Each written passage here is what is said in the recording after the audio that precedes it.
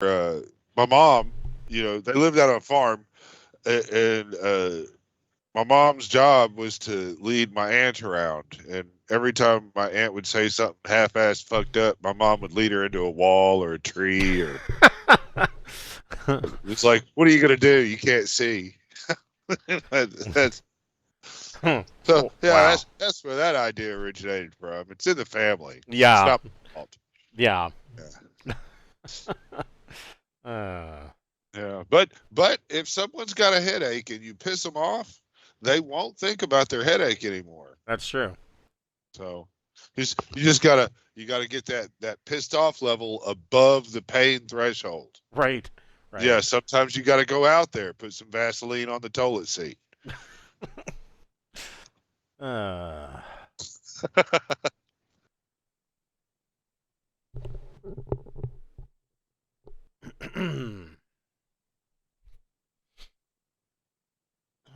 okay, I think we are set up.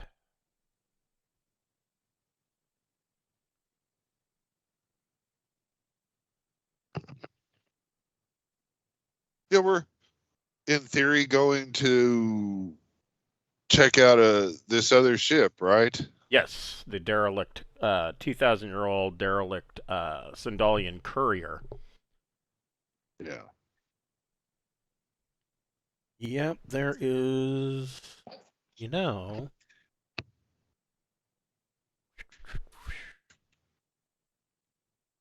that makes me. Yes. I know your NPCs and your little ships. They're lucky I wasn't captain during that encounter. I'm Right. just saying they could have said that they were done fighting, but they would not have been done fighting. Right. Oh, don't get me wrong. Now I'm not knocking Karen. You know what I mean? I mean the ship is still alive. I mean that's the job of the captain is to herd all the kittens and make sure that we don't die. Right. Yeah.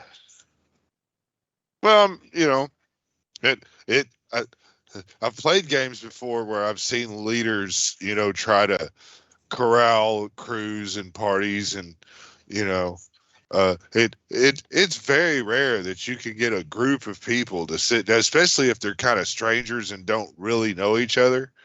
It's very rare that you can get them to, follow the game plan, stick with the game plan, and all of that, without anybody just wandering off or fucking it up or forgetting the plan.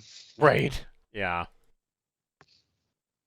'Cause I was dungeon mastering one time, and the party was way down in some tunnels. They were in the underdark. I mean, they were just deep underground. And my one friend, he's role playing a fucking dumb barbarian, right?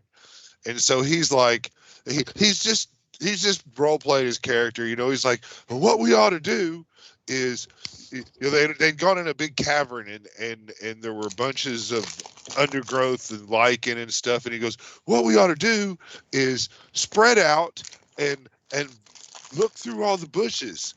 So if anything's here, we'll flush it out. And the party goes, well, hell yeah, let's do that.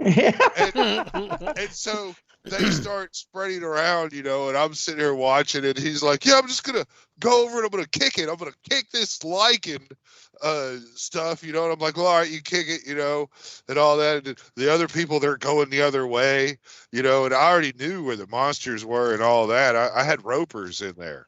And, and yeah, I fucked the party up because they did some stupid ass tragedy. Listen to the guy that's role playing the dumbest guy in the party. Right. I mean, yeah, but don't get me wrong, the dude is very smart, but he played a big dumb barbarian that, they were like 8th level at the time. And the whole game he was like, you just tell me where to hit with my mallet, man, and I'm gonna go hit it. And I don't know why they took his advice to this day. I still, I mean, this, we're not talking about a party of 3 or 4. We're talking 7 motherfuckers spreading out And they far all and fucking wide. followed the barbarian, no questions asked. Yeah, they just took his advice, and I'm like, wow, none of y'all are thinking, and I'm not gonna, I'll let you do stupid shit. They're hunting a fucking dragon, and they're gonna spread out and and get far away from each other. Yeah. And the barbarian don't fucking care. All he's got to do is fucking rage. You know what I mean? And he's just tons of hit points and fucking having a good time. He'll happily die. You beat him to death. He's having a good time. Maybe I should take the cover off the camera. Yeah, that helps. Yeah. Oh, let's see. Fabled Beard Company. I need to go there. They make great stuff. Let's see. Yeah, they do the beard bombs and all that, right? Yeah, they've got oils, butters, beard bombs. They've got I think they've still got the spray-on colognes. Right. But yeah, their scents are really good. If you like a more traditional like cologne type scent, I would recommend. Yeah, let's go get Old Spice Swagger. Yeah, no, it's not Old Spice. I would recommend looking for the Hero on there. It's a very mild cologne type scent, and in fact, I'm wearing it right now. Right on. I go to a Lush. I go there a lot for lotions and stuff. It's kind of expensive, and everybody in there is just wacky as fuck because, I mean, this is one of them true far out there ethical hippie lovey-dovey type companies. Yeah. But I mean, their shit's fucking nice and it's pleasing and it keeps my skin moisturized. So I generally do that. And then there's another place that here in Little Rock where they make their own soaps and stuff on site and lotions and stuff. Yeah. And I'll go in there. But if I still had a big flowing beard, I might go to the beard company for their beard oil. Right. But, yeah. Yeah. I have since I had a nice beard that, I mean, it came down. But, yeah, I've got that picture that you'd sent me. Yeah, you had a long beard. Yeah, well, I trimmed it and fucked it up and said, fuck it. Right, yeah. I had long hair too until it fucking rolling over, pulling it. And then I woke up pissed off one morning and fuck it. Fuck this hair. Right. And I cut it off. And then I had a bald spot going on the side of my head. And I'm like, what the fuck do you do with that? You can't ask the barber to fucking hide that. It's on the side of your fucking head. Right. So yeah, I shaved it all off. Yep, shave it off. off. It's just like, fuck it. Yeah, I'm bald. Fuck it. Yeah, no, I started doing. I don't even go to a hairstylist. It came about 1998. I came to the realization. I'm like, why am I going to, Supercuts or whatever? And at that time, I was paying $15 to $20, not including the tip, for a clipper cut. And I'm like, for like $12. Clippers. Yeah, for $12, I can buy some wall clippers with all the attachments that are needed. And I'm like, how fucking hard can it be? It's like combing your hair. Yeah, I was right. Yeah. It's pretty much just like combing your hair. And I have not bothered going back since. And I when I was younger, my mom and my dad wanted me to have, not long hair, but, you got to have the full thick head of hair, blah, blah. I'm like, fuck that, because then every morning you wake up and you gotta deal with that shit, or else you look like crap. And I'm like, you know what? I'm not doing that. I'm just clipping it off. Just fuck it. I clip everything on the bottom. I'm so glad undercuts became trendy just because I have so much freaking hair. It's like annoying. Right. So I shave it all over here and then just have the top of it. Right. And I mean, since high school, I've always shaved or down to I use a number 1. Down on the sides and back, I've always done that because my hair, when it gets to about an inch long, it then starts to get curly and wavy, and my hair's super thick. And I'm like, Yeah. this My sucks. hair is wavy, and when it gets to a certain length, this side will curl under, and this one will curl out, Right. so it looks like I'm in the wind. Oh hell yeah! Yeah, yeah. Yeah, no, I don't have any of those problems anymore. I just just run the clippers through my hair about, once a month, and I'm good to go. Yeah, I forget other people don't do that. They go, "Oh, you got your hair cut." I'm like, "Huh? Oh, yeah, I did that myself. I Right? got pretty Yeah. good at it, the pandemic and everything." Yeah, no, I did my own during the pandemic, but now that things calmed down, I found You went back. an 85-year-old guy who needs customers. That's cool. So, what do I need to get? Beard balm or beard oil, or what's going to give me a little control here? Well, it depends on what you're looking for. So if you want your beard, so today's sponsor will be Fable Beard Company, but if you want your beard or mustache or whatever, if you want to get rid of itch and you want it to be a little softer, beard oil will do that for you. If you're really having, coarse, dry hair, I recommend Beard Balm because it's a little bit sturdier than the oil, and it has a little bit of hold to it. But if you're just wanting something to make yourself look neat and clean, then I would recommend Balm. And it comes in a little tin.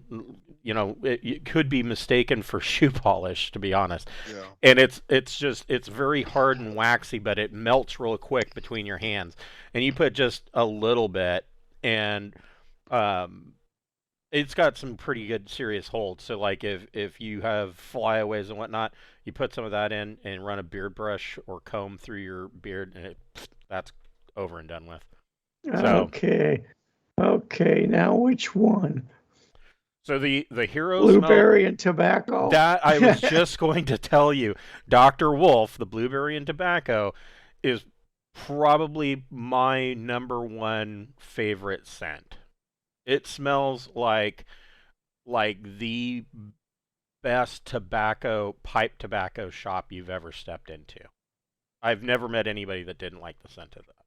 So, shit, even my dentist likes it. He's like, "Do you smoke a pipe?" Like, well, yes, but no, not today.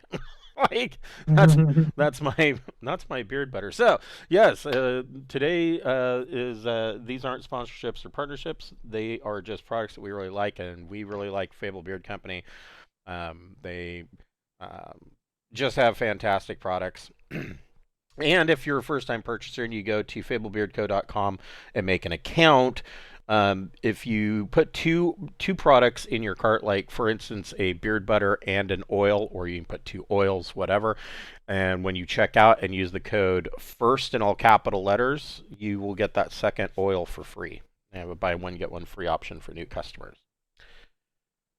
So yeah, hello, welcome to Pirates of Drinax. We will be picking up where we left off last week. These guys are moving out towards the edge of the Thebus system. And when I say edge, they are way out there, 900 million kilometers out.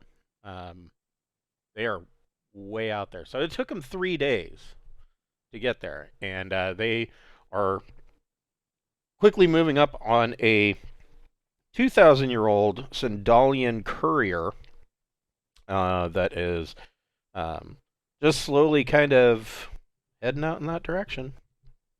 And they are looking, of course, for another one of the message globes to try and crack the mystery of why there are these firing trajectory codes for ACE. And that mystery will be solved. Well, these guys are clipping right along. I think they are moving towards a resolution of that mystery. So, but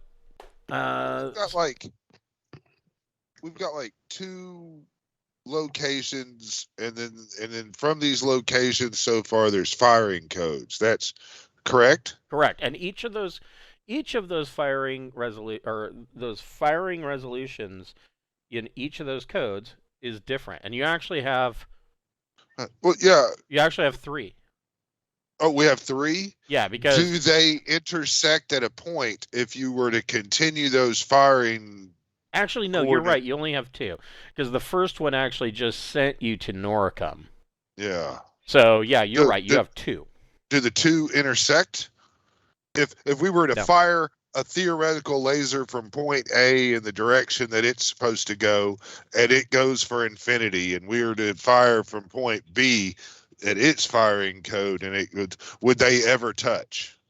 No. Okay.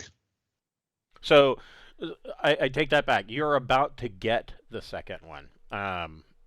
But that's what these message globes so far is what you have run across, is what these are, is that they have a targeting plan, and they have jump coordinates, and then it ends with ace.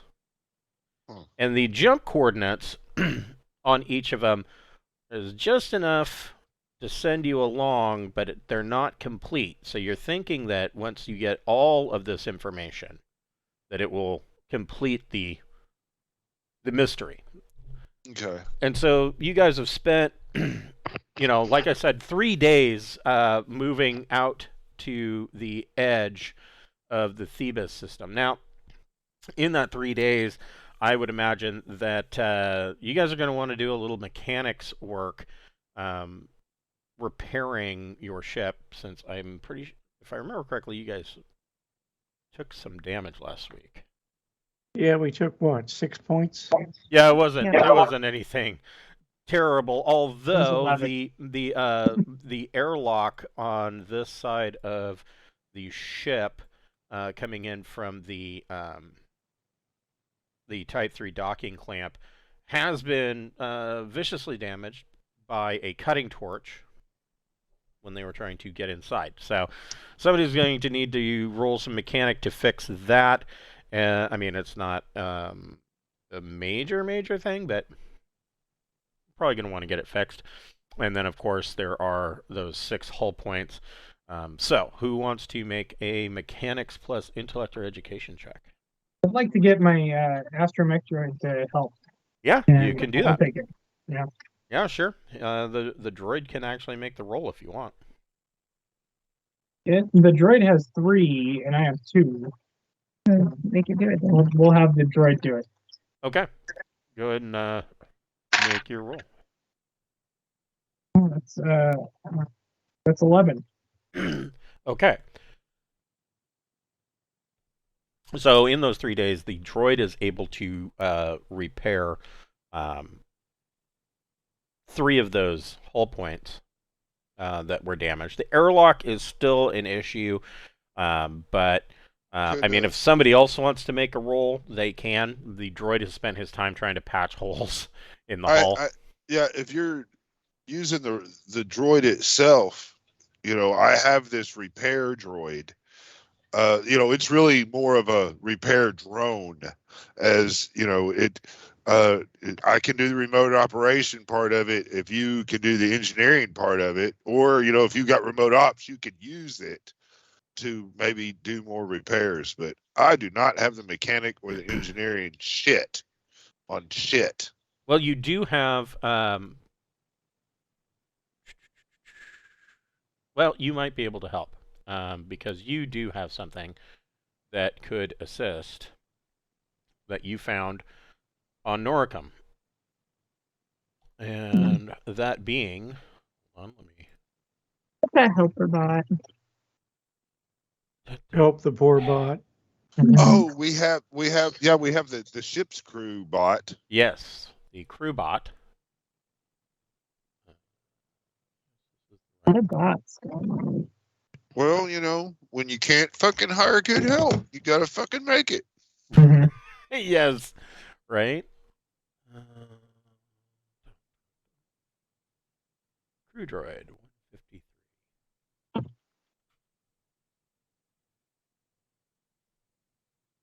Yeah, so the crew droid, he has. Yeah, he's got mechanic 2. And he's basically, I mean, if so, Ting, does this character have robotics? Yes. Yes. You could make a robotics plus um, intellect or education check to see if you can get the crew droid up and running.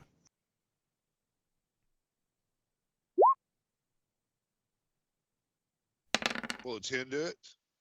10 does do it. So, All right. yeah. So in the what?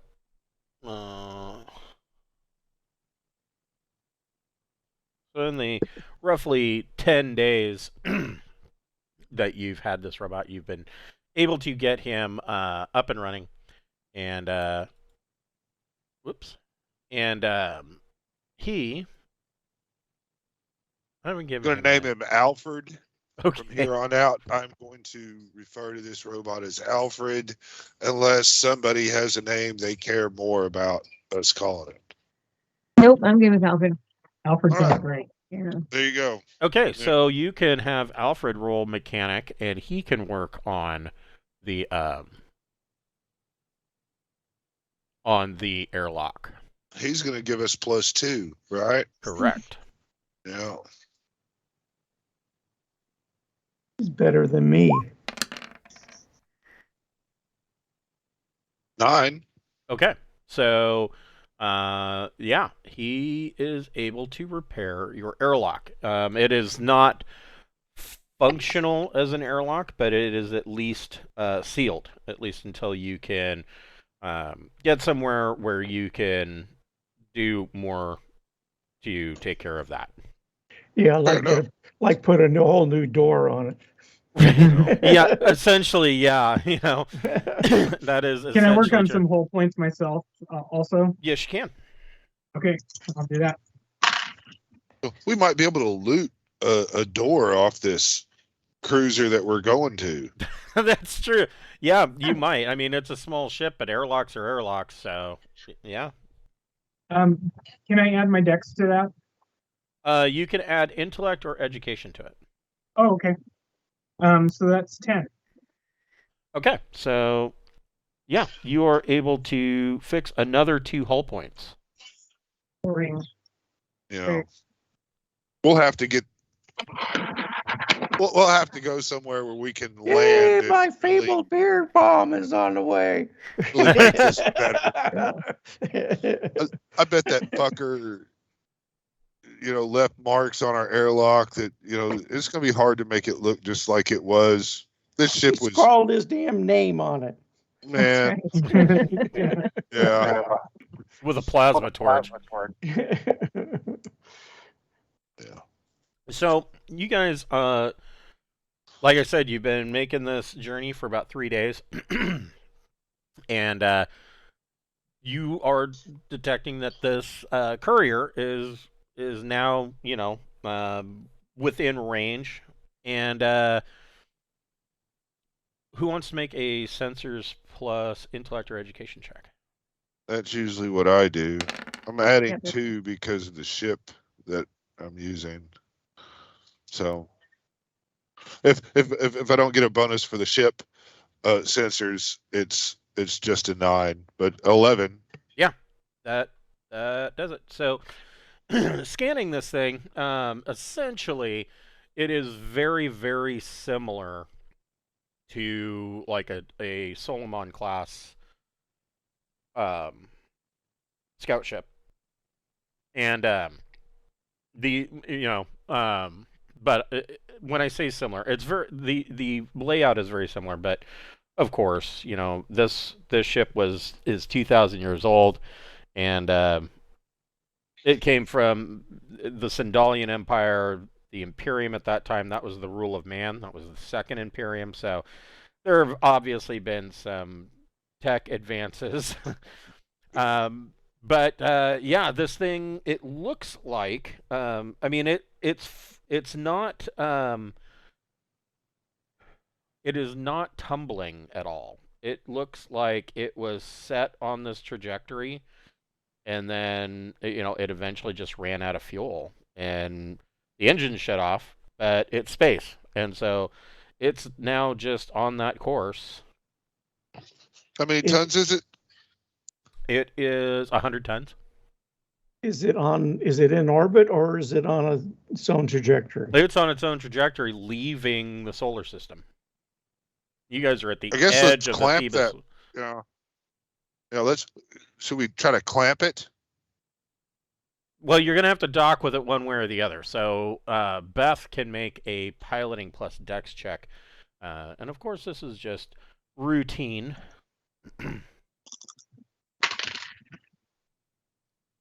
8. Okay, perfect. Hell yeah, Beth. So yeah, you're able to. I mean, if you can clamp it, but as you get closer to this thing and you go to clamp it, in the Type 3 docking clamps, it is clear once you get a visual on this thing that it. So like I was saying last week, one derelict looks much the same as any other. But there are subtle clues that can tell you age, and this thing looks like it's been hit by 1 million micrometeor impacts. There are signs that it has been shot at. There's laser and particle beam scoring on it. So it took some damage. You also see that on the side of the or on the lower deck of the ship, there is a big hole that would have pierced the fuel tank. And so essentially that ended its possibility of making a jump. And so here she is floating out in the middle of nowhere. I mean, we can unclamp it at any time. It's just clamping it is a nice, quick, secure way to access it, right? Correct. All right, yeah. Actually, this. So we don't have ox tonight. No, we don't. More Rex are. Missing all our domesticated pets. Yeah, right? Let's see.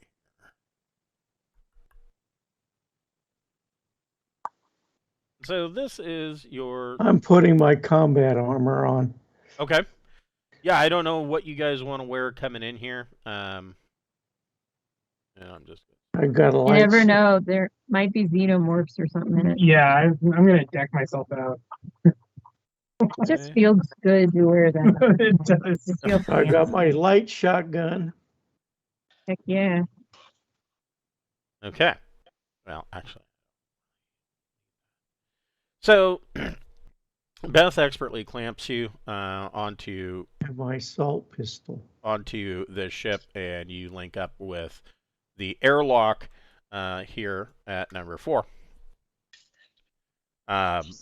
Who wants to make the mechanic plus intellect or education check? Or actually, you can use mechanic plus strength if you want to manually crank open these doors. The batteries on this ship are dead. The whole ship is dark. Yeah, I'll do the mechanic check. Okay, go for it. I got a 0. 13. Okay, yeah. So you are able to clamp open the outer airlock and are granted access into this airlock here. You'll have to do it again to get into the inner airlock.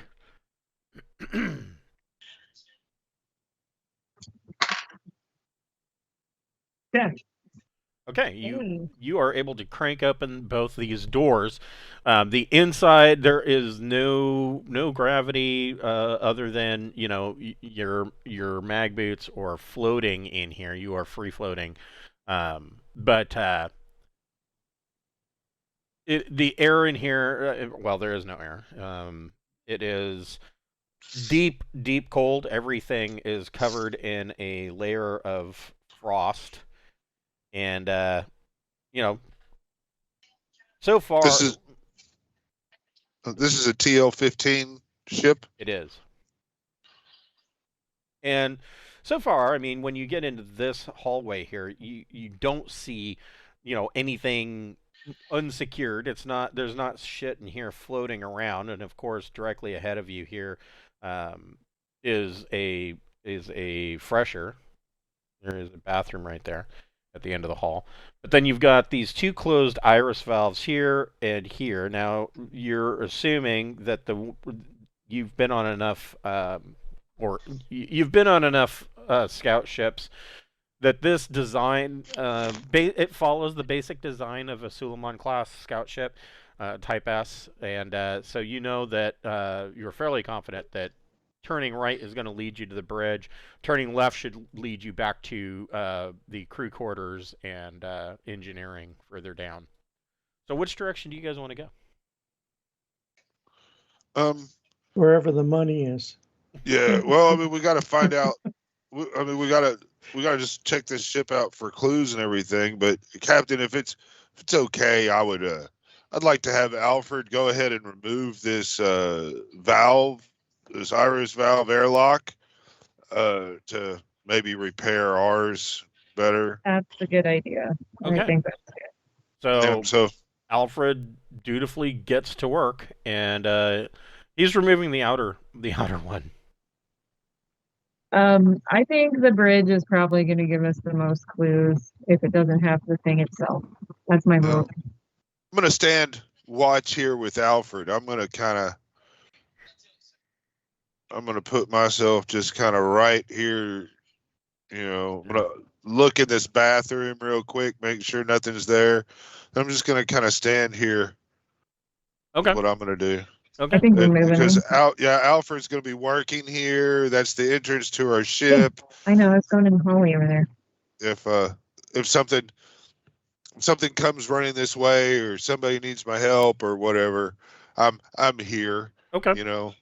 I can use the camera drone to follow the bulk of the party, to shoot some good footage for my documentary. Okay. Series. So who wants to make the mechanical strength check to crank open this iris valve to get into the bridge? We'll do it again. You want to do it again? Okay, you're the door guy today. Yeah. I'm okay I'm with mechanic doing it. 0, so Yeah. He's the man. He's got to get them fucking rolls in, man. 14. Yeah. Wow. Oh, Okay. my. So so he finds the emergency panel and sits there and cranks, and this iris valve opens up. And so you come into the bridge, and sitting in the pilot's chair is a body. It is strapped in, so it's not free floating. And immediately, the first thing that you can see is that it is holding something in its hand. Ooh. Let's pry it from its icy space it's a fingers. nuclear bombette. It's one of those, Sindalian nuclear grenades. So That's his self-destruct device. So in the frozen hand of this 2,000-year-old corpse is the message clip. Other things, you guys can make a investigate. Whoever wants to can make an investigate plus intellect check. Okay, I think I took some of that. I did. I took one. In this case. Okay, I'll try. Wow, I rolled 2 6s, so. Oh. 15. Yeah. So you also are able to find the black box for this ship. Cool. That of course, there's no current power, but you should be able to take it back onto the Osiris and plug it in, and you should be able to download the record of the ship's last few minutes from the black box. That's awesome. Ting, have Alfred make a mechanic check.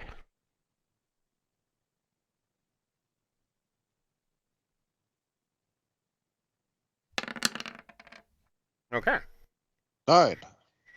So yeah, he's doing the work properly. So it's going to take a little bit of time to get this airlock off, but the crew droid is actually doing the job correctly rather than just quickly trying to cut it off the way the guy who tried to enter your ship was doing. Oh. So you guys have the black box and you have the message globe, and the pilot, this corpse that's sitting there is wearing a Sindalian vac suit. Has he got has he got a uniform underneath it? Yeah.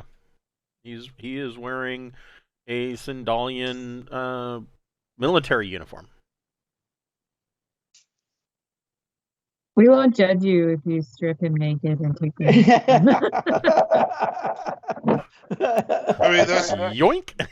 I mean, we're Not using it anymore. if this is an undisturbed TL-15 ship that just, didn't seem to make the cut. I mean, with the very least, we should strip it, and just leave it as a naked hull, just drifting off. Yeah. I mean, the spare parts value of this, is got to be worth something. Or, I mean, if it is repairable and salvageable, I mean, God, TL-15 scout ship, it's dockable or shit. I don't know. So If we can get some cosmetic or technical parts off of it, You want to try that? yeah, I'd go for it. Do we have the resources to repair the hole in the hull so we can use to put fuel in it?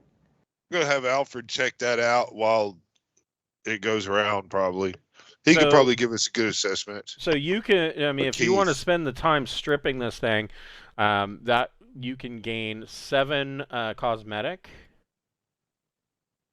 and That's 4 technical. That is Yeah. worth it. Okay. strip this bitch out. Yeah. I'll listen to the black box stuff while you guys Yeah. are doing that. I can broadcast it every year. So yeah, What- Keith will have to be on the ship for a while. I'm sure his astromech droid AX-57 and Alfred would be helping. That will speed things along. I'm gonna snatch the computers from this motherfucker. Yeah, I've got computer 1, so I might be able to help. Okay. Yeah. No crazy fellow pirates. So Ting and Gregor, the two of you can make I mean, because there's no power, it's not like I mean, I suppose you could plug it into external power to your ship if you wanted to, but it would be just another mechanic plus intellect or education check trying to take these things apart without destroying them. Oh well, I'm not gonna screw with it because I don't have the proper skill, and I could jack the trade and take my time. You could. And I then get that, a 6. Yeah. all right, so I jack don't the trade, succeed. take my time, and I can use what? Education? Yeah. All right, I'm gonna squeeze a +1 out of this.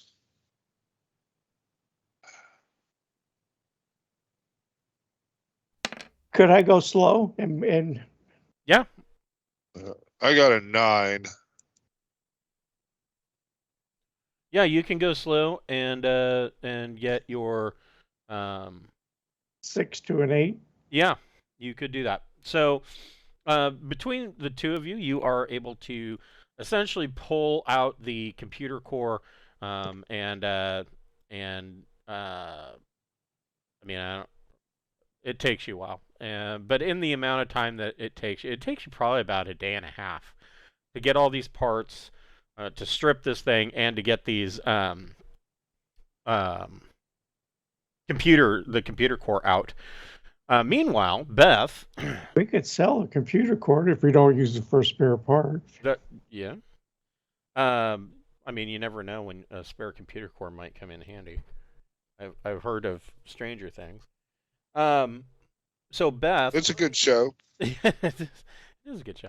So Beth, in the process of the rest of the crew stripping this ship, you the first thing that I imagine that you, so are you going to use the ducal codes to unlock the message globe first, or are you going to plug in the black box? Ooh, I want to listen to the black box. Okay, so you plug the black box in.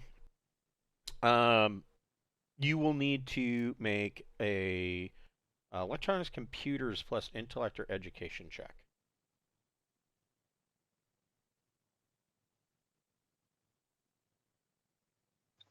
And you can take your time on it. Okay. So that'll give you a +2. I rolled good. That's fine. I got like 12 as a base. Okay. So yeah. So you fire this black box up, and it does indeed contain a record of the last few minutes of the ship's life. And it appears that the pilot of this ship was hoping to rendezvous with an escort flotilla. But the rebel fleet had broken through the lines at Salif, and I can show you, I think, what we are talking about here. So you are at Thebus, and so the rebel fleet had broken through punched through the lines that were set up at Salif, and had made it through to Thebus, and the couriers on one screen it is showing what the courier was seeing for IFF signatures, and his screen is just filled with red dots. And a lucky shot hit him and breached the fuel tanks, preventing his courier from jumping ever again. So instead, he turned to try to run, and he ended up on a vector leading out of the system. And the ship's been floating in that direction for 2,000 years. But there is another important clue in the black box recorder. There was a second courier ship at the Battle of Thebus, and they had sent a coded message, a tight beam message, to this courier ship that announced that they were bound for Yggdrasil, and Yggdrasil at that time was another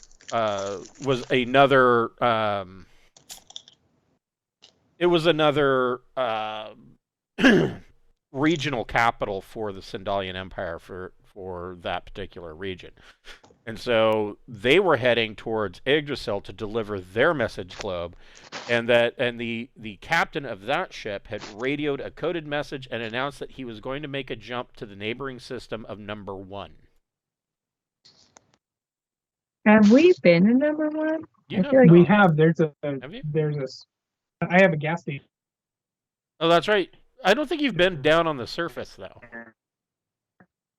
Oh, no. We just set up a thing there. Yeah, you've just got your gas station there, but Just yeah. worth going by to pick up your money. Yeah. True. Yeah. Yeah, it's been long enough. He's got a gas station? Yeah, he's got a refueling station near the gas giant of number 1, but they've never been down on the main world.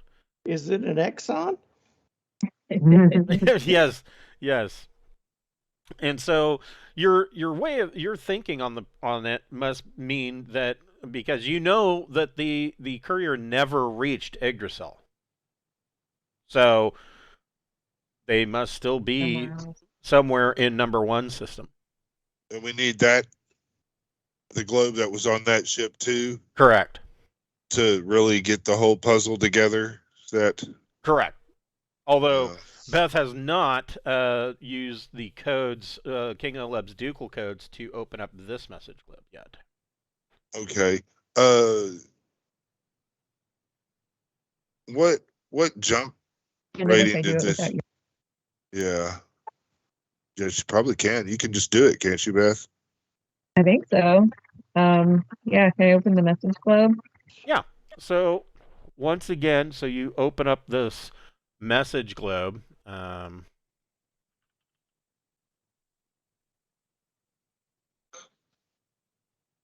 the wrong.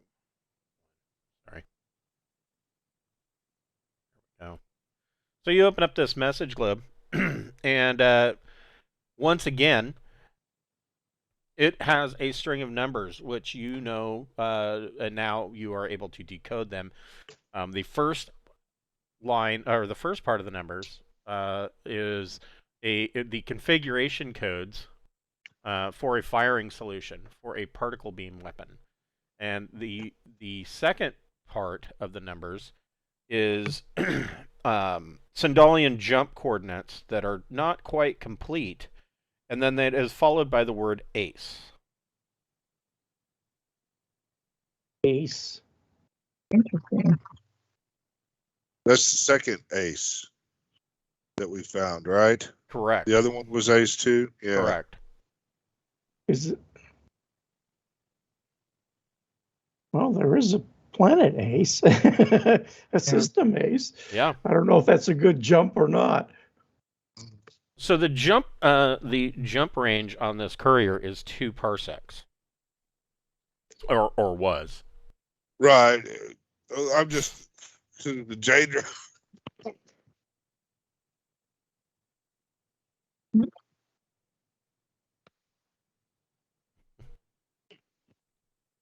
If the J drive and the M drive was exceptional, it would be worth stripping and looting and transferring over to another scout at another time, Right. to make the scout better. But if this is just run of the mill bullshit, Yeah. with a nice, then fuck it. It's not spectacular in any way. Yeah, Ting is no longer that low to take common jump drives and shit. I have now. I'm now really going, man, the week in the hot tub, the weeks in the hot tub, slapping around stewards. I'm spoiled. Yeah. Yeah. Spoiled The now. good old days. My pint of ale. Yeah. So Beth finds that. So like I said, it takes you about a day and a half, and you guys are able to strip down the parts that you are really looking for. And you've got, of course, the next jump on your list. It would be to the next logical solution would be to number 1. That's where I want to go. Any objections, problems? No. Okay. Okay, cool. Well, Are we going to let go? Should we let go of this scout ship before we go? Man, we can take it with us and continue to loot and strip the interior stuff. I don't think we can jump with it, can we? you can jump 1 parsec with a ship attached. But it's not really. It doesn't have whole integrity. It'd probably fill with liquid hot hydrogen. That's true. That could be a problem, right? Yeah. Yeah. So never mind. Yeah, I guess We'll we'll let it just go. let it go. Okay. We're gonna do the Frozen song. Yeah. So We're actually singing it as we.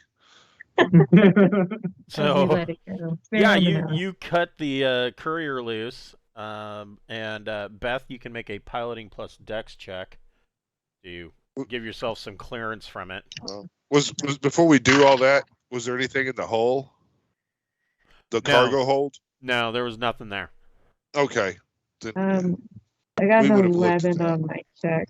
I think we're good. Okay, yeah, you are able to pull away and give yourself some clearance.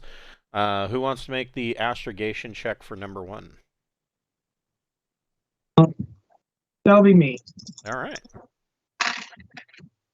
I need to get a wafer jack. hell Yes. yeah. Love it. Waver jacks are awesome. Yeah, they are. Man, we've got so many programs we can give you that you can plug into your brain. I need vac suit 1. I need a I got wafer 15, by jack. the way. Okay, so you are able to lay in your course, and you can make a J drive plus intellect with a, let's see here, with a +7. Oh my gosh. Jeez. Do I need to roll? I know, right? So that's You got 9. Yeah, but it's 16 actually. So yeah, 16. Okay, so you guys are in jump space for a week as you are on course. You will arrive earlier than expected at number 1. Can we hack and sack some robots? Some Sindalian death bots? Can we get some of those? So yeah, you've got 4 of those that are sitting in your cargo hold or in your workshop.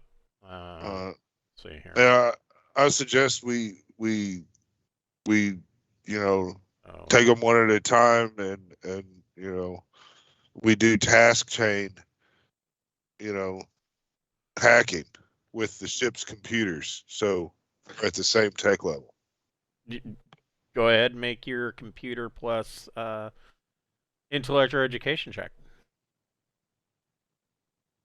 And you can get your bonus for your intrusion software and the ship's computer.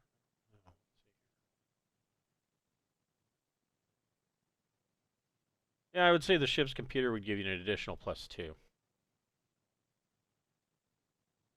Oh, wait a minute, though. Hold on. Actually, no, the ship's computer won't give you a +2 because it is going to be the exact same tech level as the deathbots. Cool. Go all week, take my time? You could. 12. Okay. So you are able to hack in, but it it is going to take you quite some time. This is only on one of the robots, and Correct, it's going to take you quite some time to with a 12. It's going to take you some time to get through and do any kind of reprogramming, and it's very delicate because these things are these these robots are essentially programmed to be paranoid, and so if you'd have gotten a 14 plus, you'd have been in with no problem. But because you got a 12, it's going to take you a little bit of time to be very delicate about the program. Because if you miss just one line of code, this thing's going to go ape shit as soon as it's turned on and want to kill everybody. I thought Keith and I were task chaining. You could, if Keith wants to make a another computer plus. Yeah, computer plus intellect or education check. He could. Okay, and I'll take my time as well. Okay.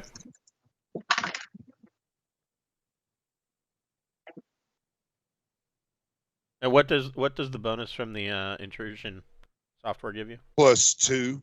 Okay. So that gives me the intrusion software is +2, and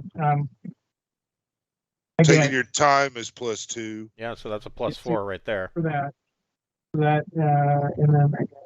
and then computer, and then that's 15. Okay.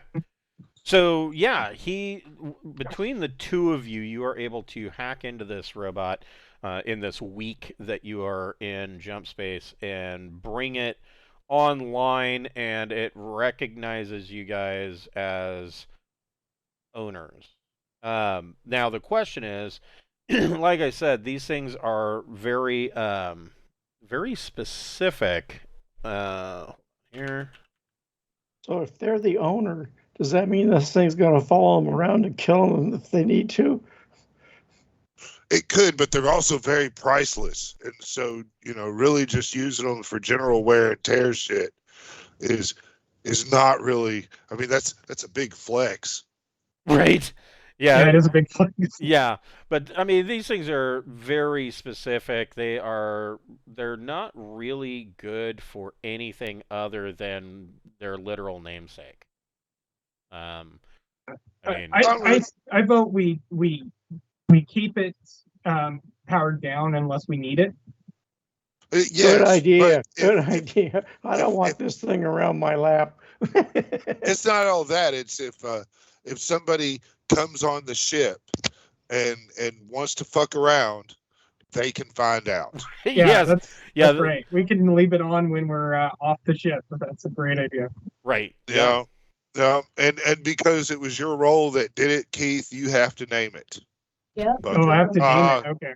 yeah, that's the rule, man. I did Alfred, yeah. The last one's Killbot, though. Or How about What was the how name of about we go with Forbidden Planet and call him Robbie? Yeah, or the name of the robots from Logan's Run, like Huey, Dewey, and Doc, or Yeah. I like Robbie. yeah. I like Alright. that. Yeah. Robbie the Robbie robot. Deathbot. Yeah, Robbie the robot, death robot. He's Yeah, a fantastic driver. yeah. So as That when thing we must do referred, yeah, That car must do 300 kph too. Yeah, I don't. Oh, it does. It does have a voter speaker, so it can talk. Yeah, essentially, this is exactly what that thing is. It is it is a floating version of the robot from Lost in Space, the movie, the last movie, not the Netflix special or. right. I kind of pictured it as those fucking floating robots from the black hole. Yeah, kinda. Yeah. That's going way back. Yeah, with so, better guns. Yeah. Yeah. So yeah, you just paint it red. yes. Oh no! Right now it's in original And mint it could be in condition. hell. Ah! Yeah, right now it is mint. I mean, mint in box. So yes, you are able to get this thing up and running, and that takes the better part of your week in jump space. Fine. That was a wonderful acquisition, Keith. That was well worth it. Yeah. And so at the end of your week, you come out in the number 1 system.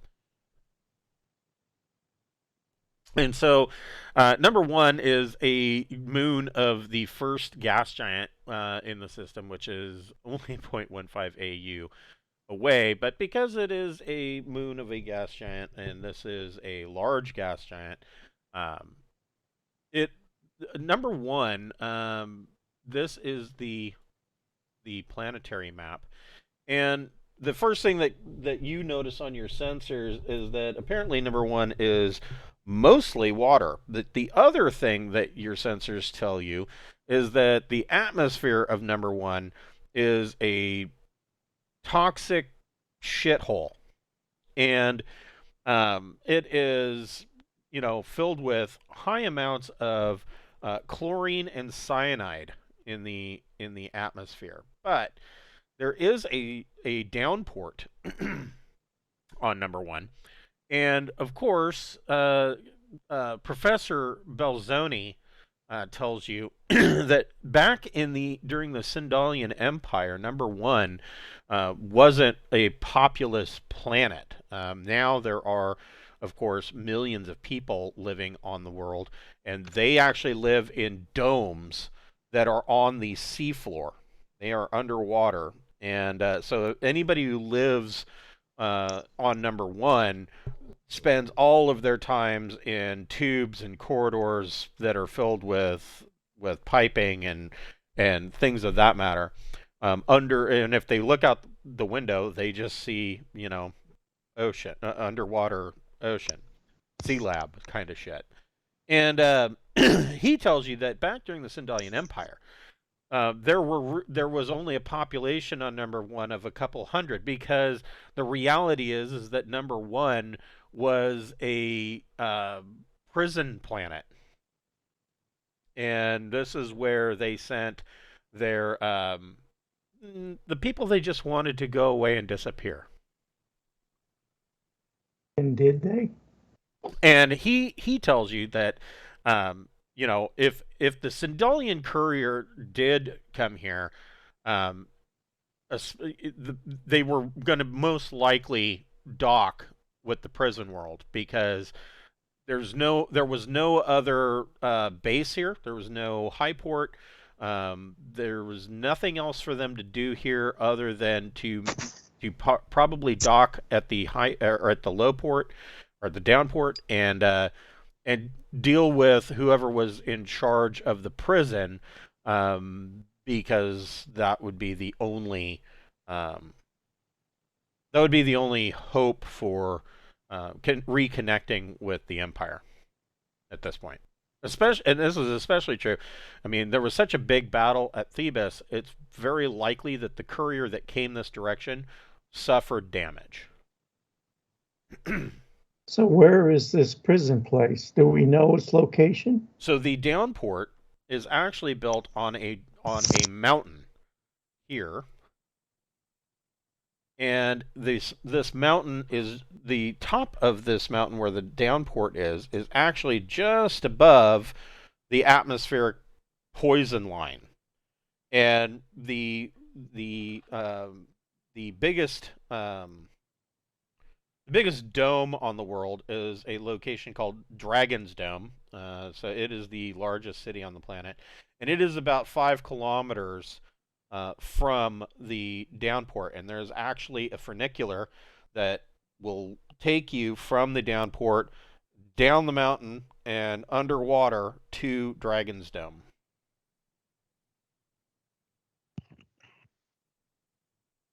That sounds pretty cool.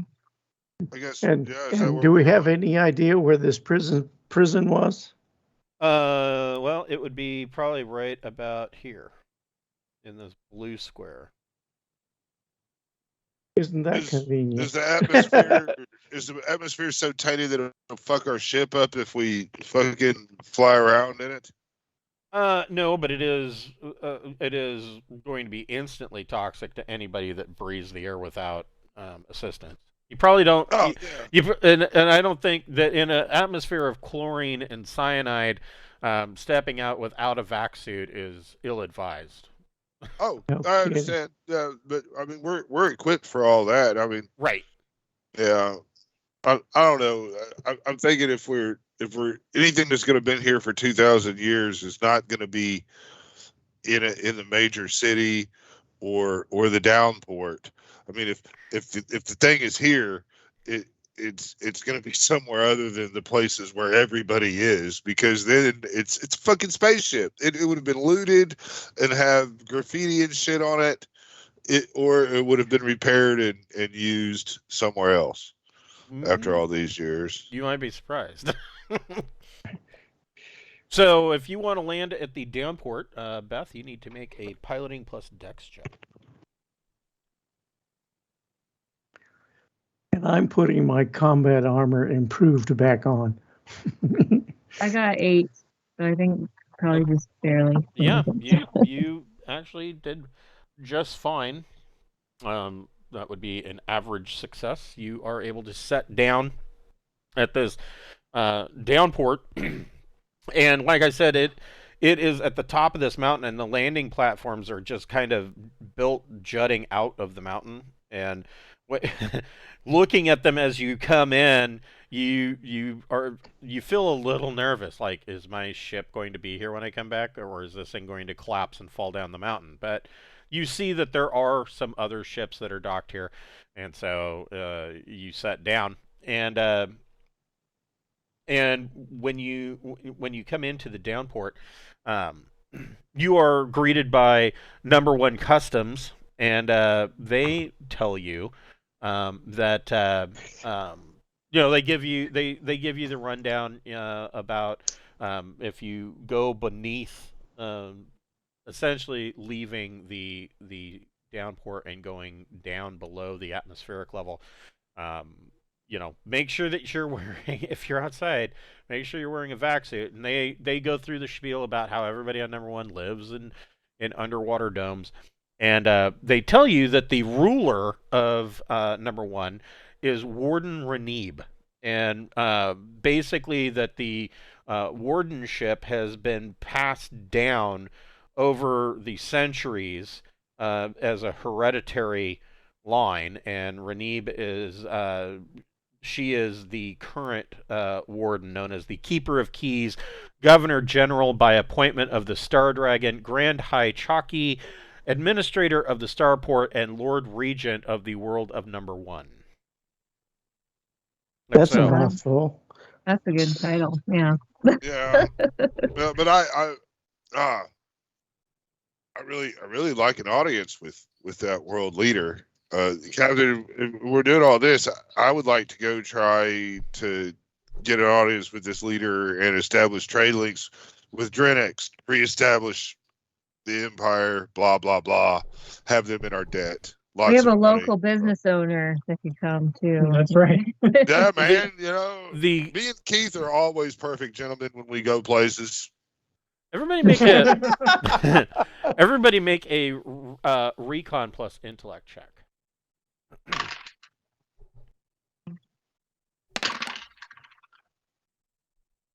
13. I get 8. Meh.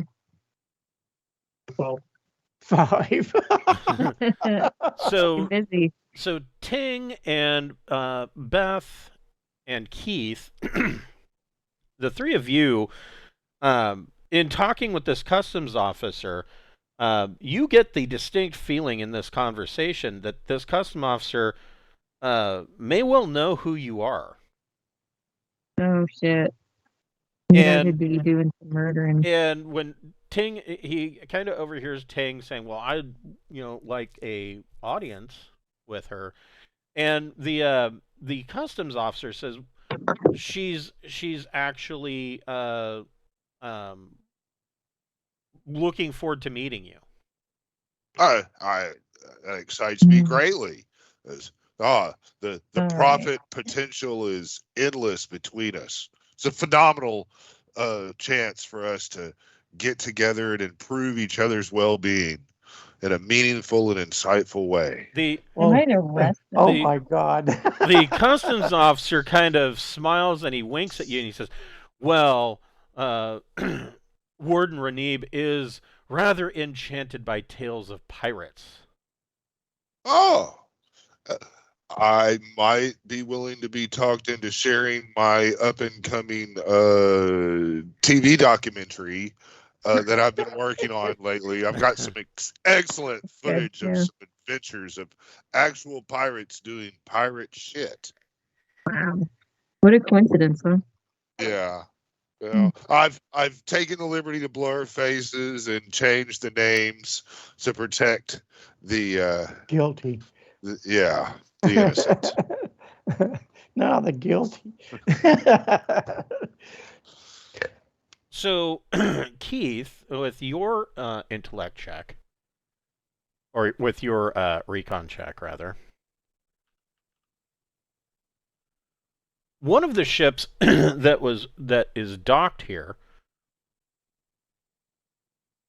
is bearing this mark. Oh, that's that bitch. Oh, nice. This is helpful. Yeah, we need yeah. to kill this motherfucker here. Yeah, Wait, what? this is the Peter Valus? mark of Peter Oh. Valus. But you guys, he's a Lord of Thieves. Yeah, Yeah. but he's also our competitor in this Yeah. thing. That's right. If we kill a Lord of Thieves, we gotta make another Lord of Thieves. That's like a huge pain in the ass. Can't we delegate that to somebody? Maybe. Let's put Peter in charge of it. He's Yeah, on if the we list. kill if we kill this guy, then we got to go back to Thief. We got to have dinner again. There's gonna be a vote. Ugh. That Yeah. seems tedious. Yeah. Well, at least I get to go to the hotel. I mean, Have If a he fires really on nice us dinner. first, then it's like easy to murder. well, him after. if we kill this guy, we just can't. Nobody can find out about it. That's all. Yeah, I- that's yeah. true. Yeah, that's fair. Okay. How Yeah, about we I just- mean, we don't have to. I might take some camera footage, but I won't publicize it. So I'm going to ask the customs officer about the people who came off that ship. Oh, go ahead and make a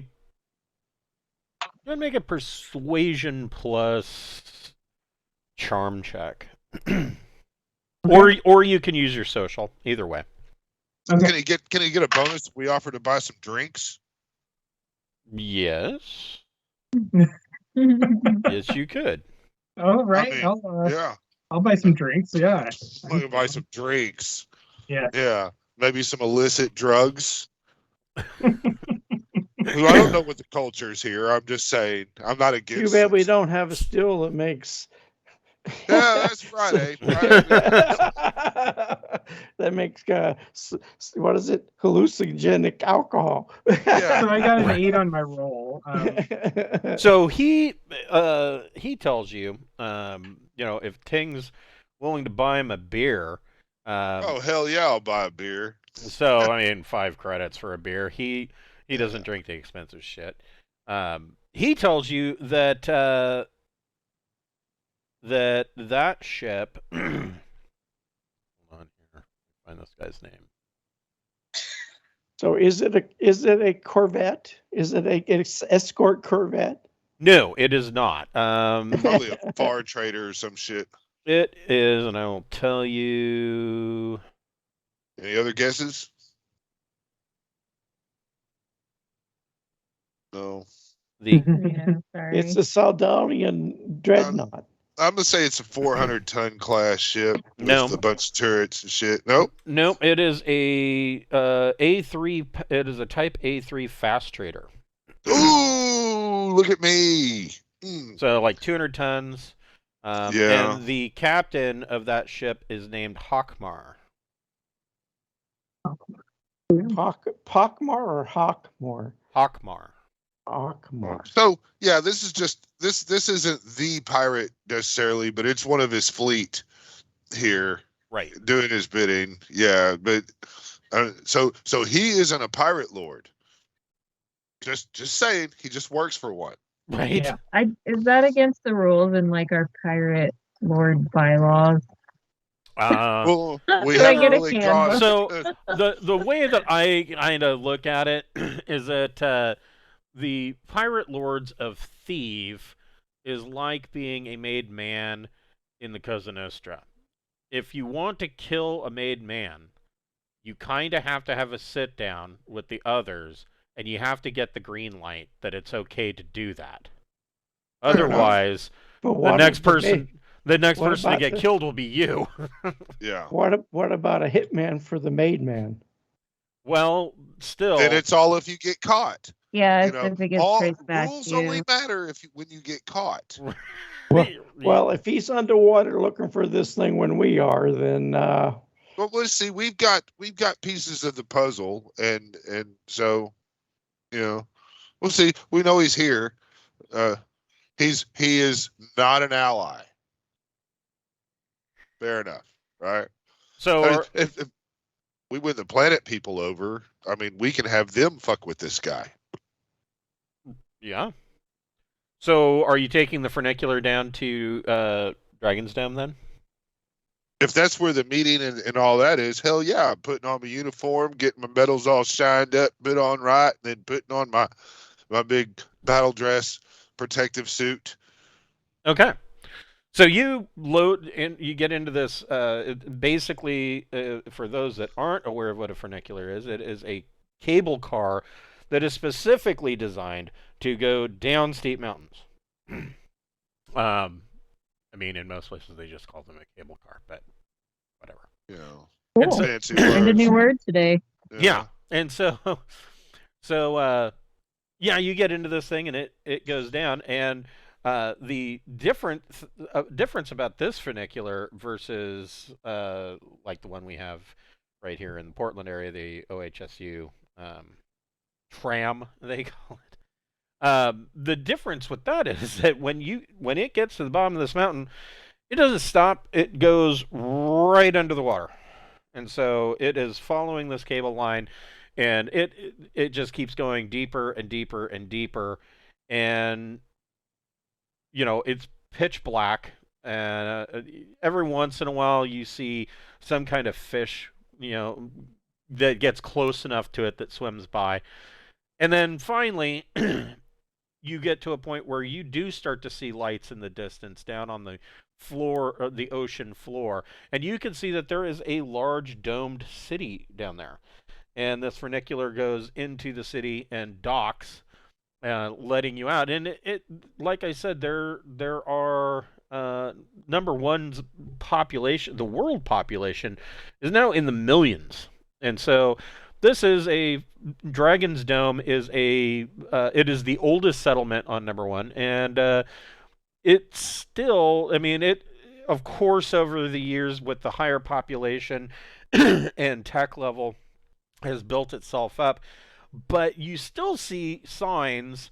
Or not signs like you can read the sign, but like you see evidence that this place still has a strangely prison-like feel to it.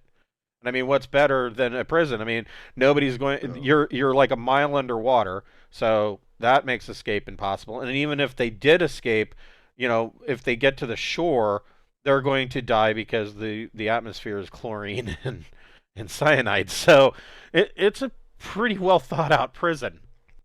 And so you get down to the city, and you made it through customs at the downport. Nobody really pays a whole lot of attention. They do. Hold on here. So, probably not walking around in battle dress. If I'm in an enclosed, contained environment, I'm not, I mean, if the only reason I was thinking about battle dress and all that is because I didn't want to get fucking toxed and yanked. But if I'm just walking around in like an airport, spaceport, and jumping into a little car and all that, then I'm just wearing my Class A, uniform. Yeah. So basically. They are law level 8.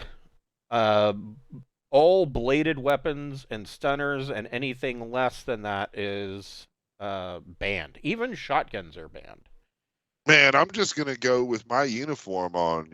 Yeah, and all visible armor is banned. If totally you have something, fine. If you have something like a Diplo vest or something like that you're going to wear underneath, you could get away with it. But battle dress and combat armor, all of that is illegal. I love that setting. How about cloth? Yep, it's illegal. If they can see it, it is illegal. All visible armor. I think you could sneak a monkey blade in here. I'm guessing.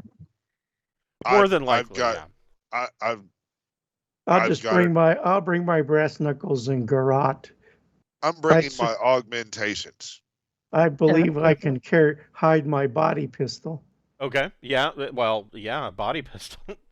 That's kind of what it was designed to do. How about mesh? Can I wear mesh? Nope.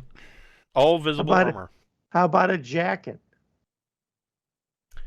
Yeah, you could wear a jacket. I'll wear my jacket. Heck yeah. Yeah, I think black jacket's probably good. I'll keep the garrote in my right hand. So yeah, as you step out of the funicular into the city, there are weapon scanners all over the place, but the weapon scanners don't detect weapons on you. So, there's that. And you are walking around. It seems like the place is in fairly decent state of repair. It's not like you see water dripping down the walls or anything. And I mean, Beth and Keith have been in those situations. They've been in those cities at the bottom of the ocean. This does remind you guys a lot of Chachi-La-Huidique. But the difference, of course, being is that you're not really concerned about the entire place imploding in on itself like it was there. But I'm sorry. Go ahead. Go ahead. There. Oh, I was going to say I want to look around and see if anybody's standing there with a sign with our names on it. Shit. Considering the world leader kind of expecting us, I didn't know if they'd meet us here or not. No, but the entire dome is built kind of like a panopticon. So the central hub goes up to the top of the dome, and that would be where the warden's court is. All right, that's where I want to go. Yeah, let's head over there. Yeah, we're all dressed up, looking nice. Okay. So Yeah, diplomatic. you guys take the elevator up to the top of the Panopticon, and of course, when you get up to this top level, there is wood paneling and expensive-looking furniture sitting around, and there is a like a waiting area to see Warden Renib, and there is a secretary there, and she, as you step out of the elevator, she says, she says, "Oh, you must be the Drinax delegation. Um, uh, the warden is very excited to meet you." That's polite. And she hits a button on the console, It and is a pleasure to meet me. and she says, "Warden, the Drinax delegation has arrived," and you can hear a what sounds like a young girl reply and say, "Well, yes, please send them in." And the secretary gets up and says, "Right this way," and she leads you in, and you can see that there is a woman. Well, you see that there is this woman who appears to be about 5 feet tall with dark hair, and her hair is done in braided pigtails. And then she turns around. And she's got 8 tentacles. No. She turns around, and you realize that Warden Renib is an 8-year-old girl. Oh my god. Cool, we can bribe her with candy. And Well, let's not assume just on the surface just yet. Okay. there is Yeah. another man in the room, and he's wearing, a black leather jack, and other than that, he's wearing what typically would be considered a spacer's garb, and he turns and he just kind of gives you guys like a smirk smile kind of thing. And Renib, she comes up and she says, "Ah, I am so excited to meet you." And And why is that? Well, I'm excited to meet me too. she says she starts to go on and on about tales that she's read of the exploits of pirates, and she just addresses it out in the open, and she says, "It is my understanding that you are the rumored pirates of Drinax." Let's give her a wink. Well, She's to admit to that would ruin your plausible deniability of this whole encounter.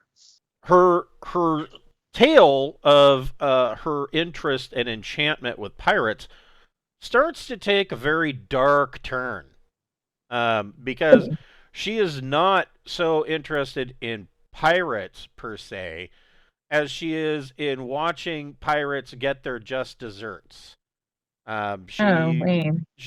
So number one has suffered from attacks from raiders from Ogma, Asus, and Tyre, and that's all within living memory. She was probably, a baby the last time that there was an assault on number one from pirates, but the hatred of pirates runs strong in the population, and she is enamored with stories about pirates getting flung into dungeons or Guildhall in the vacuum, on the hull of a ship as it leaves atmosphere Without a suit. without a suit.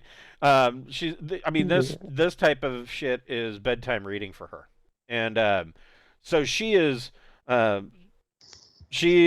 eyeing you guys very carefully, like she's.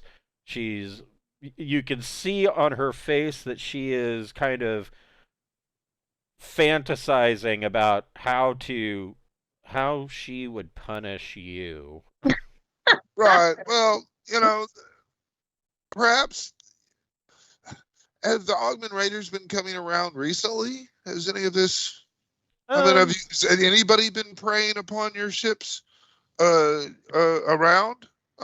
Well, yeah, I mean, like I said, number one has suffered attacks from Ogma, Asus, Asus, and Tyre. And Tyre, yeah, Tyre is a fucking bunch of pieces of shit, is what they are. But I mean,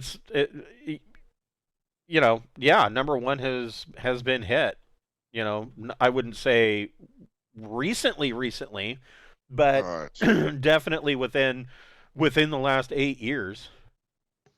And so it's within our power. If it's within our power to do something about these pirates, is there anything we can do for you to help take care of this piracy issue in your area? Well, she says, well, I would like to hear more about you and how it is that you're tied up with Drinax. And so she wants you to tell her basically tales of your heroic battles against other pirates, or to tell her, convince her that, yeah, you are the pirates of, I mean, everybody here knows that you are the pirates of Drinax. But what you could do is, for instance, you could explain to her how you helped rehome all of those human refugees. So maybe you're not no, as we bad. can't do that. Maybe we can't do that. Why? That would, because that's not who we are right now. That would break our social personality. Yeah. Yeah. That ties the two things together. That is a major mistake to eat shit where we eat. Yeah. I mean, we could talk. They know who we are. We could talk about how we save Tech World. We could talk about our help, or the help that we've given to Corden in. Yeah, we can tell her all the good shit we've done and not talk about any of the horrible things we've done. But we can't talk about the things that we didn't do as ourselves. Yeah. So you but they know who we are, though. What was the planet where we became one of the barons? Corden. Yeah. I mean, we ended the Civil War there, and that was pretty good. Yeah, unified the people. We brought peace to an unstabilized region. The stuff you hear about, piracy in the old sense of we just see things and we take them. That is not us. We just tend to have a little harsher methods to our justice. So a lot of stuff you've heard is overblown. So whoever wants to, you have your choice. You can either. It sounds like so there were 3 skills here that could be used. You could do art performer, plus probably your intellect, or rather art performer plus your social or charm would be one option. I mean, I guess you could use Dex if you want to do performative art, performative dance. But the other option, of course, is persuade plus charm, and then. The last option would be to just befuddle her with legal jargon using advocate plus intellect. So if I advocate in intellect, I get +3 on the roll. I love that. Befuddle her, okay? It's an order. I can get is a +1. All right, well then I'm gonna commence with the legal jargon bullshit and see how it works out. I will also say that you get a +2 because one of those +1s. There's a +1 because Ting is a Star Dragon Knight of Yggdrasil, which carries some weight, and the second reason is because you are all barons of Corden.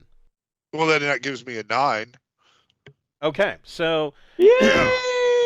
Yeah, trade routes, profit. First, we take the underpants, then profit, and then profit. Yes.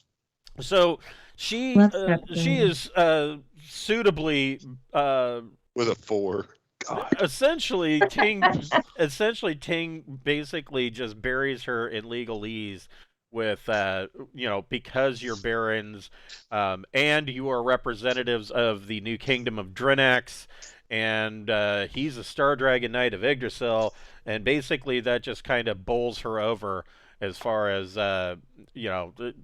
it's pretty ironclad. You are representatives of what would be considered a new Sindalian empire. And so she can't really, as much as she would really love to, she can't really, Cut us up into little pieces. yeah, she can't really, keel haul you or anything like that. That would probably draw too much attention, and the whole legal ramifications of this would be not in her best interest. So she introduces the man that is standing there and tells you that this is Hawkmar. Kill him. um, and Captain? Can I use my garrote?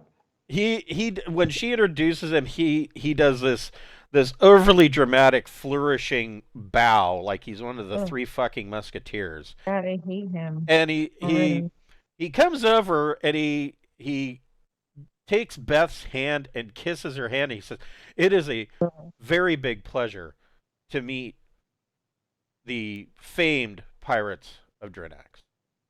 I've heard much about you." Well, Is there any way for us to find out how an 8-year-old got that post before this guy creeps on me too hard? He needs to take a step back. He needs to pump the brakes. You gotta back the fuck up.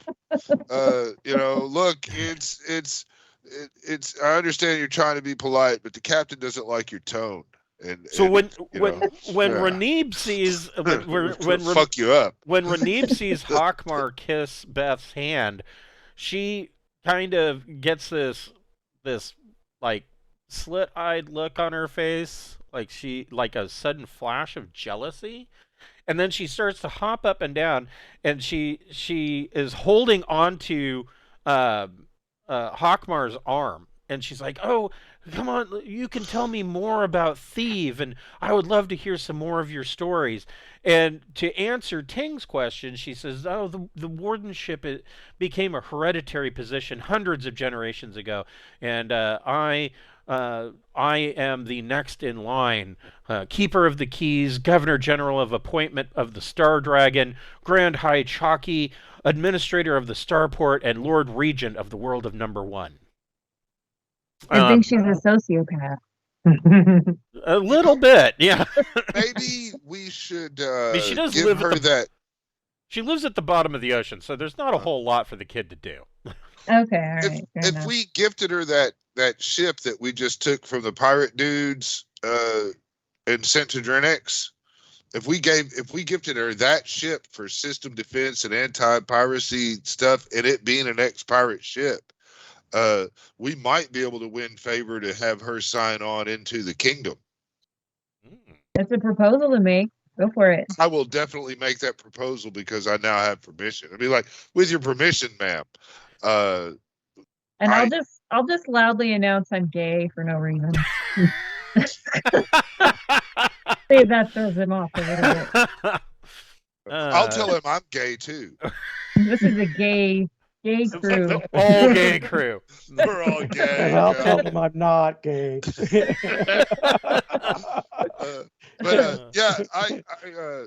We got a 400-ton fat trader, I think. Isn't that what it is? It's an Aslan ship that we liberated from pirates just recently, and it is rather well armored, and it's rather well armed. We'd be willing to give that to you in return. If you would like to sign on as an ally of Drinax, and where we will promote trade and safekeeping. And if you have pirate issues, you just need to contact the Drinax Navy, and we will respond in some manner. So the the idea of this is not, even with her being 8, the idea of this is not lost on her. And she goes over to her desk and hits a button, and she says, "Please send in my vizier." And this guy comes in a blue and gold uniform, and she explains to him what you just told her, and she says, "Can you discuss this matter with Ting about this ship and possibly joining? Look it over, because she is relying on her vizier to make this decision for her, because she's unsure if joining Drinax would be a good idea or not. She's 8; she doesn't fucking know, and so Hawkmar for his part seems to be tolerating this 8-year-old hanging on him, wanting to hear more stories about Theve, and the she even brings it up by name. She says to tell her more stories about Theve and the exploits of the famous pirate Peter Valus in his battles against the terrible Aslan. And he's like, oh, okay, and he's just kind of playing along, and he's not really he's not really I wouldn't want to be him. he's not discouraging her affection for him or her excitement towards him, but at the same time he's not really. Well, he is more or less encouraging it, because every once in a while he'll wink at her or do a little flirt that just sends her blushing and wanting more. And so that's kind of his in, and that's what's keeping him alive. She does turn to you while the vizier is going over details with Ting. She turns to Beth and she says, "Oh, I'm sorry, I've been terribly rude." She says, not many people are going to come to number 1, unless if they're pirates, they come to number 1 because they're going to pirate something. But was there something that you needed? We need to ask her about this ship that's missing. Correct?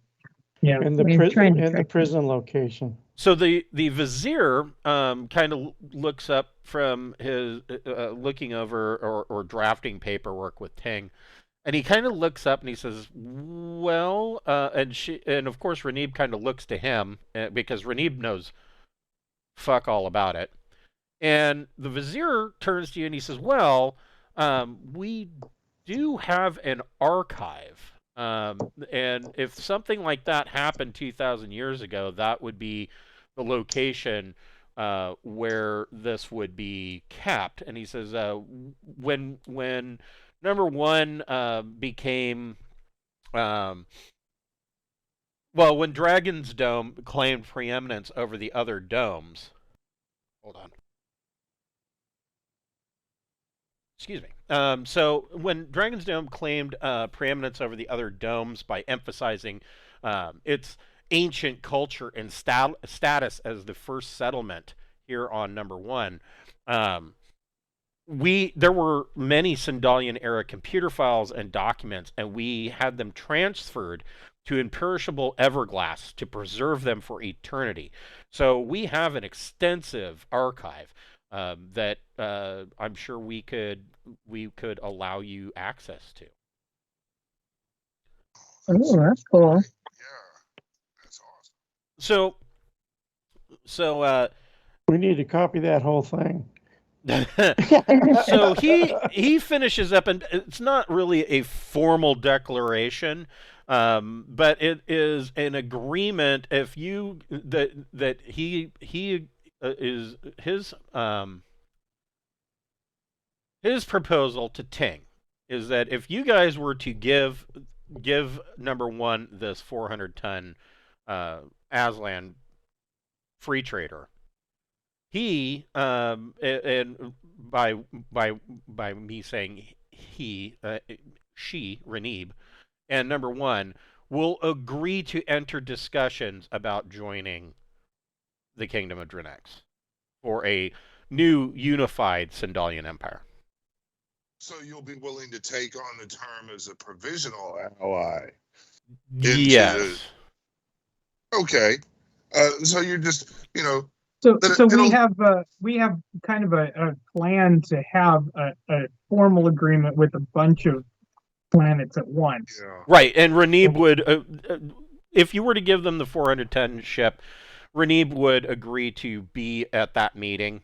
And Cool. when it good when enough. it comes time to kind of finalize the new borders for the Kingdom of Drinax, she would agree to be there. Cool. Excellent. That's good enough That for sounds me. good. Yeah. Yeah, does that seem to check all the boxes? Like if we were playing a video game that everything lit up green on, or should we push this harder? Yeah, I mean, in no way is this going to make number one a haven of any kind for you. They still fucking hate pirates, but I was thinking there's not a lot of places to put like shitty people on Drinax. That's what I'm So, thinking. They might want prisoners if they're Yeah. profitable. We can resurrect their prison industry.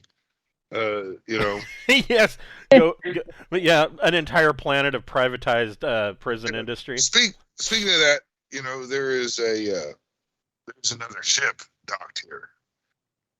Right, that belongs to the guy that she's hanging on. Akmar. Yeah. The one that should be like you, you're 8, but is Yeah. indulging it because he's gross, I guess.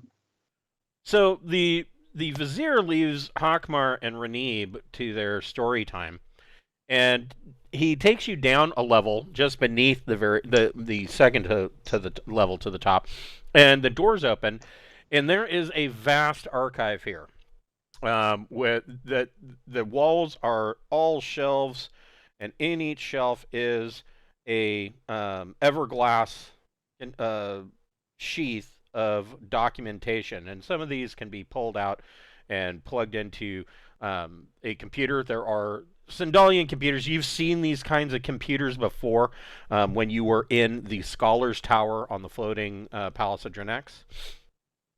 And so he says, "Here you go."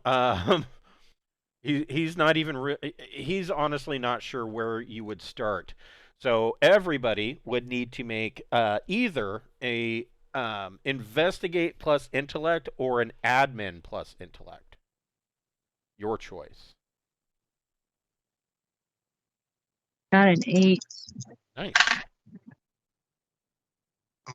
13. What was the first one? Either investigate plus intellect or admin plus intellect. I get a 6. Okay. I'm about to get it to you. Here we go. Ooh, okay. 10. What did Keith get? 13. Okay. So you guys spend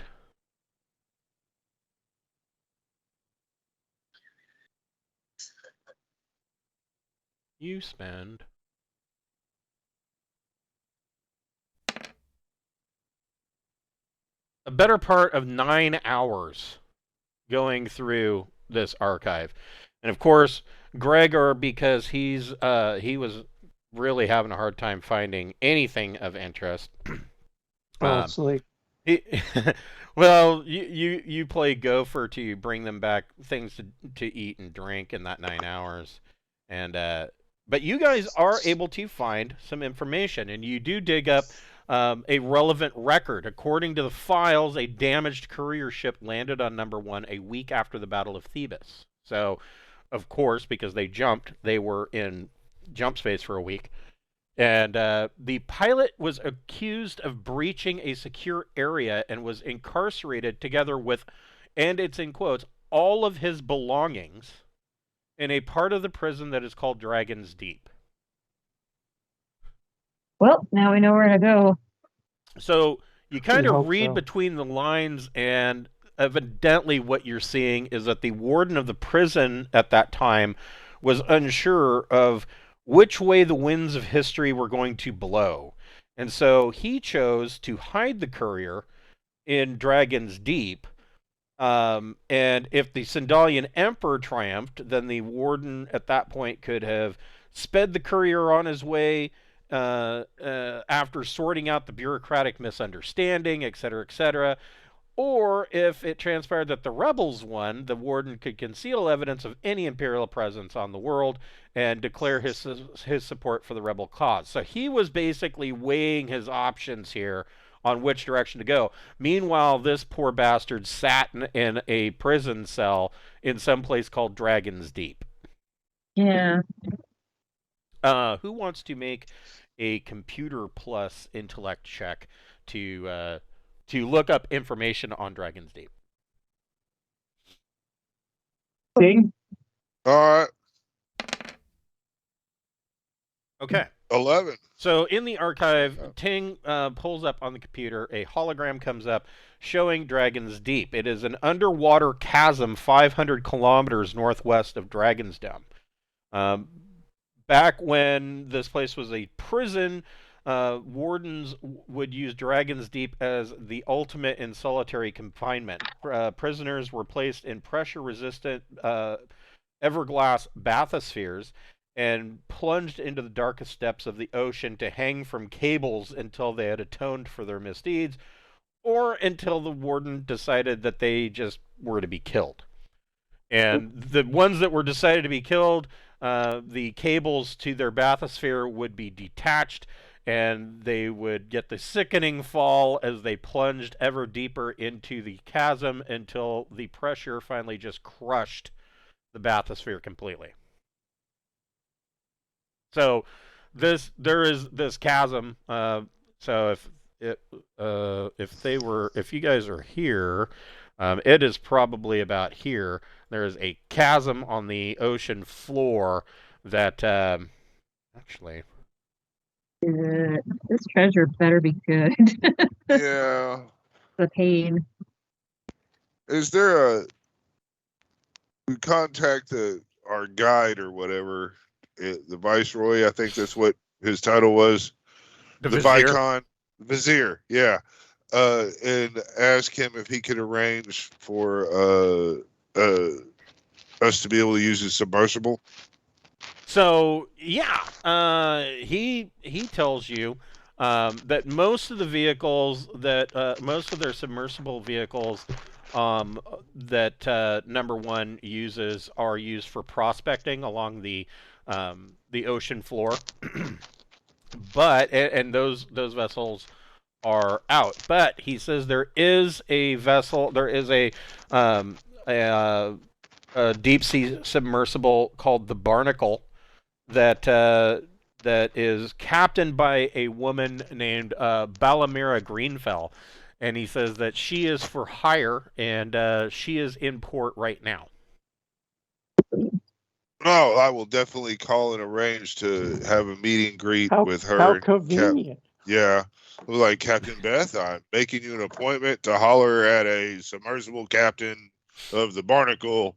It's almost as if you've heard the things as they transpired, as if we had a narrator. So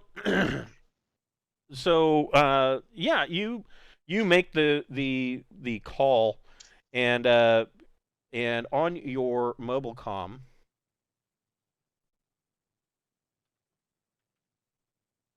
Oh, and I'll make sure and send Robbie a signal to activate and guard the fucking Osiris. Okay. So, on your mobile phone or your mobile comm, this woman's image comes up on your phone, and she agrees to meet with you. There's a local bar where she's having some drinks right now. And you can. She's willing to discuss with you, taking you wherever you need to go. She, of course, isn't running a charity, and she tells you that that her fee, of course, is 5,000 credits. I'll give it to her. Okay. Yeah. All right, so yeah, you guys meet up with her at the bar, and she seems she seems a little weird. Like she will just suddenly start to laugh for no reason, but she then she looks at everyone and she's like, "Oh, you want to go to Dragon's Deep? Oh, okay." And so after dealing with her, you do learn that she has never once in her life been to the surface. The idea of open air and nothing between you and the vacuum of space except for a little gas is terrifying to her. She only feels safe when there's at least a few thousand tons of water over her head. And she's been a prospector and explorer here on number one for her entire life. And so she leads you to the dock where her submersible, the Barnacle, is. And this is her craft. It is really small, and you guys, when you guys step in, you have to step over like wads of laundry that are on the floor, and you see that there's a line that is run between two consoles, and she's got some clothes hanging from it, drying. It looks like somebody has recently cooked breakfast on the casing of the reactor, and yeah, I mean, basically, you guys are going to be exploring the ocean in somebody's one-bedroom apartment. She lives on this thing. How many cats are in it? There are no cats, luckily. Damn it. So, she as soon as you're all aboard, she kind of cackles and takes off like at full speed, which Which is what? like very slow. 3 knots? Yeah, I mean it's slow. 500 miles at 3 knots. We're going to be here for a long very long time, right? So she actually cruises the Barnacle along the ocean floor, and every once in a while she'll get a little bit close to the floor, and the thrusters from the submersible will kick up silt, and in this silt you can see that there are what is known on number one as the gigaprawn. There are a number of these gigantic prawns that are about the same size as the submersible, and they are the apex predator of this planet. And the silt, as it's kicked up, it'll annoy them, and the gigaprons, I mean, no matter what you do, they're still giant shrimp. But I mean, you probably don't want to get into a fist fight with one of these, but and then every once in a while, there will be a large larger fish going by, and you see colonies of spherical crystals that are hanging in the water, and they are actually a type of jellyfish. You see that there's bioluminescent eels that are swimming through the water. There are these bug-eyed axe crabs, and they've got these big claws that are mostly used for bludgeoning. But eventually she does get to the edge of this deep water chasm known as Dragon's Deep. And you can, as you guys are looking out the window, you do catch glimpses of occasional wreckage as she starts to descend into this, and you realize that this wreckage is likely the remains of old bathyspheres that have collapsed in on themselves and just fallen apart. And she, as she's piloting along, she happily tells you that sometimes, back in the old days, they would put people, or still sometimes today, they put people to death by pressure crushing on this planet. She's like, it is the mandated sentence for convicted pirates. And she starts to, go deeper and deeper. Somebody is going to need to make an electronic sensors plus intellect or education check. Is there any bonus for the ship? Let's see here. Sensors. I got Yeah, you get a something plus with one. this one. All right. My roll will be +4 with the ships thing. Go for it. Mine would be +1. Because 12. they're advanced sensors. Yeah, so you do. It takes you about 3 hours, and you are able to detect that there is a bathysphere, an enormous bathysphere that is hanging in the water. And as you get closer to it, you realize that inside this Everglass bathysphere is a 100-ton courier ship, completely encased in Everglass, and it's hanging from a rusty old cable. It's been hanging here for 2,000 years. Oh my. Is it functional? Well, I mean, it's encased in glass, but yeah. We got to get that out of here. We need to take this to Somehow. the surface. Yeah. What do you think? Yeah, so it is. Purple lady? It is. She won't take it to the surface. So it is still intact. It is encased in a shell of Everglass to protect her from the ocean pressure. But I mean, it's been down here for 2 millennia, and so there are flaws in the glass that have let some water in. And you can tell that the ship is never going to fly or function again. Oh, well, that's a fucking floppy cock. So I she want that ship. she kind of goes around the bathysphere, and she tells you, she's like, okay, well, we've got a couple of options. So you could try to dock with the courier, and she can use her manipulator arm on the submarine to cut away the Everglass around the ventral airlock. She says, now, if I do that, then, Isn't pressure going to crush that airlock? Well, she says that there is danger that the ship will start to crumple in on itself under the pressure. You're not going to have very much time in there. She says the second option is that we could send a prospecting drone over there, and she says the only problem with that is that the drone only works underwater, and so we would have to cut it away and actually flood the ship, which will stop it from completely collapsing, but that added weight is probably not good for the chain, and we could lose the entire thing, which will, of course, hasten the destruction. And this chasm is so deep, you can't see bottom. You just see blackness below you. And she said, of course, the third option is we can raise the ship to the surface. How do we raise it to the surface exactly, though? Like, Shoot. what's the... She'll grab onto the sphere with the manipulator arms on the submarine and just lift it up. She'll probably use the prospecting drone once she has a grip on the sphere. The prospecting drone she'll launch a drone, and it'll go out and cut the line, and then you just easy peasy take it to the surface. But she doesn't have to go on the surface, right? Like, she's gonna freak out if she does. So she'll stay. Well, I mean, she'll stay in her boat.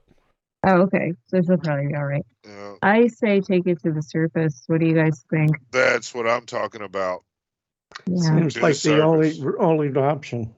Yeah, we can get our I don't stuff. know if I like the idea of taking it to the surface. I think We could take it to shallower water and I flood think it. that That's if another we could thing. drag it back towards where we have to go anyway. Does she have any suits on board for divers? She does. She has. Hold on here. Boy, they have to be good suits. Well, we don't do it here. We take it to shallower area, and then we flood the thing, and we just dive in, and we take our time. I Or- like that option the best. Yeah. Yeah, okay. I agree. That seems, then we'll have some cover and not be visible because the other pirate guys can maybe be looking. Right? Yeah. Oh yeah, I'm really gonna want to kill that guy anytime we can. Look, if I can get in the room with him with no one around, I can fuck him up. I've got these claws, augmentations. So on just board, come out. she does have 7 hostile environment vac suits. Cool. All right. And these things are going to tell me. I mean, somewhere is it going to? There we go. Hostile environment vac suit. They're just basic HEV suits, so they only have +8 protection. They're like tech level 9, but they will get the job done. It says hostile environment vac suits, HEV suits, are designed for conditions where a normal vac suit would be insufficient, such as deep underwater, worlds with toxic atmospheres, extremes of radiation or temperature. HEV suits provide life support for 6 hours and will protect a traveler from temperatures of near absolute 0 to 600 degrees Celsius. It includes the basic submarine functionality modification. So these things are capable of maneuvering underwater, and she has 7 of those. One, of course, is hers. Well, that sounds ideal. Yeah, I think Yeah. that should be fine. So we're taking it to shallower water, and then we're gonna fly it and go in. Okay, so she clamps on and sends out the drone. Does anybody have remote ops? You could try to work the drone, or she can. Is that a science skill? It is I want to say electronics remote ops. I don't have it. I've got 1 remote op 1. Okay. You I can. I've got 0. So that and what, Dex?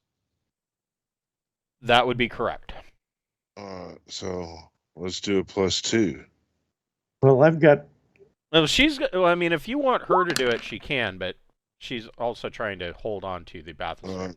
I did it with an 8. Yeah. So Did something with it. you take control of this drone and you cut the line, and she, floors it with the maximum speed of very slow, and with her piloting or seafarer submersible skill of 3.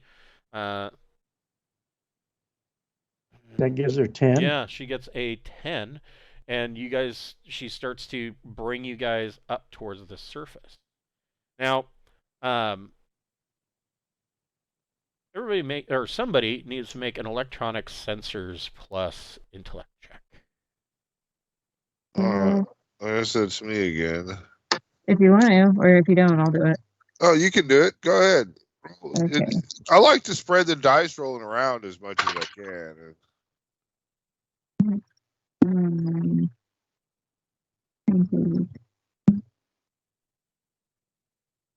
10. Okay. You see that there is, on your sensors, you see that there are a number of objects coming from the surface, falling down towards the barnacle. And Oh no, giant prawns. no, these are about the size of garbage cans. Oh shit, they're depth charges. Yes, they are. And Wow. all of a sudden, one explodes, and there is a big shift in the submersible. She keeps it straight and hangs on to the bathysphere, and she says, man. "Oh shit! Somebody's throwing depth charges at us," and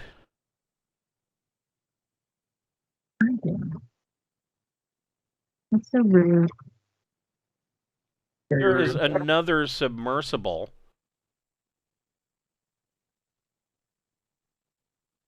Everybody roll initiative. Wow.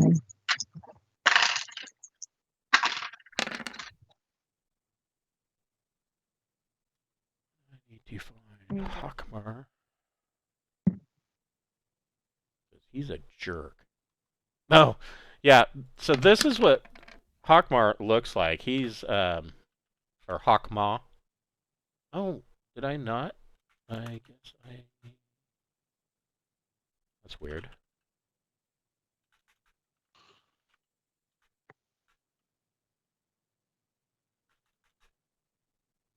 Oh, you got to see this guy.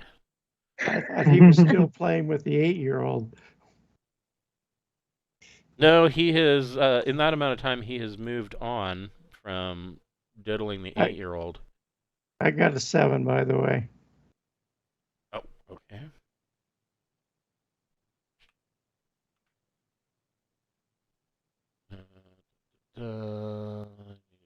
Handout. So do we have anything that can go boom through the water?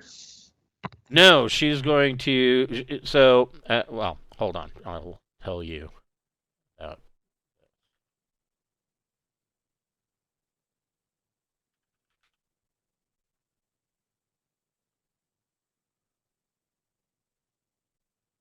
So this is what Hawkma looks like. He looks Ew. Yeah. He looks like an old, worn-out pirate. That's exactly what he is an old, worn-out pirate. And so she doesn't have any weapons on the Barnacle. And she tells you that if you can continue to do... oh, shit. What's his... If you can continue to assist her with sensors, then she can avoid these depth charges as they come down, and she can basically. She's like, I'm an excellent pilot. She is a good pilot. She has submersible 3. So, I mean her dex isn't anything to write home about, but she is a good pilot. Let's see, she has a dex of 6, so she's got a +0, but with a 3 in submersible, it's still a +3. So, I'm gonna go ahead and put on one of those suits. Just in case. Maybe. Yeah, maybe. Likewise. Yeah. Okay. So you guys are suiting up, and so you guys suit up into the basic HEV suits, and we're going to break here, and we will pick up next week at 7:00 on Wednesday night, starting with how you guys who wants to handle sensors and making the escape from Hawkma and the depth charges. Awesome. I'm looking forward to it. Oh, and I Thanks, was going to. I'm thinking that this is in here, but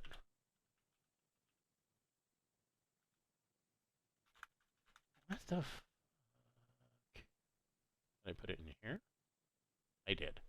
So this is what the bathyspheres and Dragon's Deep looks like. So these things just kind of hang here, and each of these would have had like a prisoner or something in them. And yeah. That's pretty cool. Crazy, yeah. Yeah, so this guy's been sitting down there for like 2,000 years in that environment, and if he, had lived, he'd probably be fairly crazy by now. But alas, he did not. And so we will pick this up next week, and we will continue with the Pirates of Drinax on number 1 in Dragon's Deep. Well, thanks a lot. You're welcome. Had a lot of fun. All right, you guys. I will see you next week, and some of you I will see Friday, and some of you I will see on Saturday. So have a good one, guys.